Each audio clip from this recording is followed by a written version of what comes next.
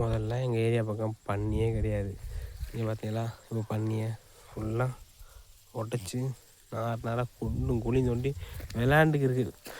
ஒவ்வொரு பன்னி 10 குட்டியை போட்டுக்கிட்டு பின்னாடி தெரியுது. இங்கே அழிக்கவும் மாட்டுறாங்க. யாராச்சும் பிடிச்சாண்டா அதை போய் தூக்கி போலீஸ் ஸ்டேஷன் வச்சுக்கிறாங்க. பன்னியை பிடிக்கிறாங்க, இது பிடிக்கிறாங்கன்ட்டு. இங்கே பாருங்க விளையாடுது. பருத்தி செடியெல்லாம் போட்டு நகர்த்தி எடுக்குது. ஒரு விவசாயம் பண்ணுறதுக்கு எவ்வளோ செலவாகுதுன்னு ஒரு விவசாயிட்ட போய் கேட்டு பாருங்கள். அரசியல்வாதிகள் என்ன தெரிய போகுது? ஓட்டு கேட்க மட்டும் கரெக்டாக வந்துடுறாங்க. கரெக்டாக இந்த வட்டம்லாம் எங்கள் ஏரியா பக்கம் விட்ற மாதிரி இல்லை.